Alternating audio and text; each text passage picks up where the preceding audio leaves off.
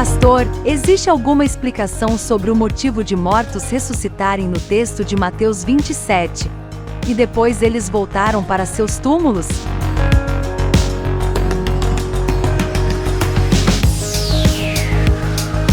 Eu esperava pelo dia em que alguém ia me fazer essa pergunta. Não porque eu sou a melhor pessoa para responder ela, mas porque esse trecho ele é muito curioso, é muito interessante, esse trecho da Escritura. Para mim, isso é um sinal de que você está lendo a Bíblia. Porque é muito difícil você ver alguém se prendendo nesse detalhe, né? Bom, eu diria o seguinte, nós temos 4 evangelhos no Novo Testamento, né?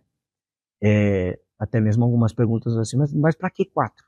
Né? Um só não é suficiente? Está contando a mesma história 4 vezes. A grande questão é que cada evangelho, né, Mateus, Marcos, Lucas e João, eles têm uma preocupação teológica ao narrar o evangelho de Jesus. Ao contar a vida, a obra, a morte e a ressurreição de Jesus, em cada um desses evangelhos, cada evangelista tem uma ênfase diferente, para um público-alvo diferente. Então, nesse caso, né, a gente está falando de um texto que está em Mateus. Mateus, ele preocupa em direcionar a narrativa do evangelho para a resolução de que Jesus é realmente o Messias prometido do Antigo Testamento.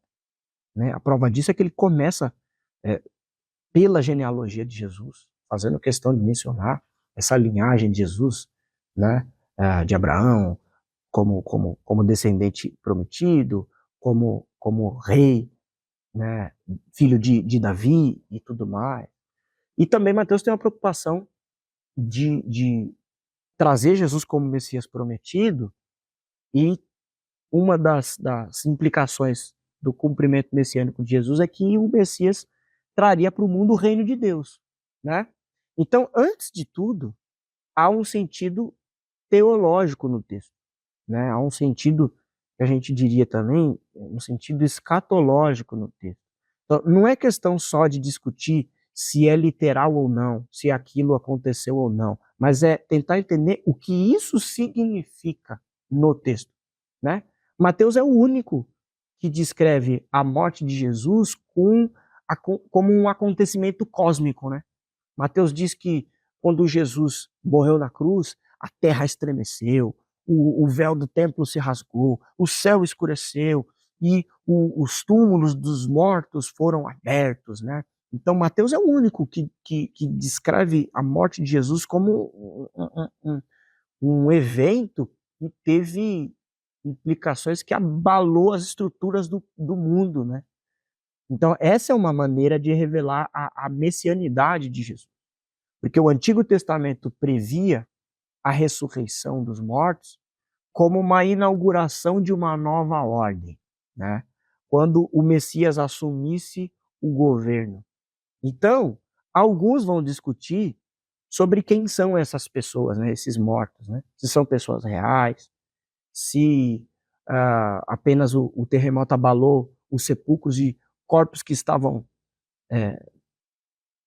não vou dizer enterrados, porque naquela época não eram enterrados, mas sepultados, né? Sepultados ali naqueles sepulcros, com terremotos, aqueles corpos foram lançados para fora. Alguns vão dizer que discutir se isso é meramente simbólico, se foi um acontecimento real. E eu sei que é tentador a gente tentar sempre ler a Bíblia tentando responder tudo, né? Mas o que nos interessa nesse texto é o sentido dele estar no relato bíblico, que é sobre a morte de Jesus, atestando o significado de que a vida, obra, morte de Jesus Cristo traz para o mundo uma nova realidade, o reino de Deus. Tudo no Evangelho de Mateus é para sinalizar a chegada do reino de Deus. Mateus quer deixar isso muito claro, porque embora o reino de Deus será concretizado plenamente apenas na consumação da história, a vida de Cristo ela é uma antecipação disso, né? A vinda, a encarnação do Verbo, Cristo nesse mundo, já é uma entrada do céu na terra, né? E uma das marcas do reino por vir é a ressurreição dos mortos, por causa da morte de Cristo Jesus. Então, para mim, esse texto ele carrega um significado teológico muito mais significativo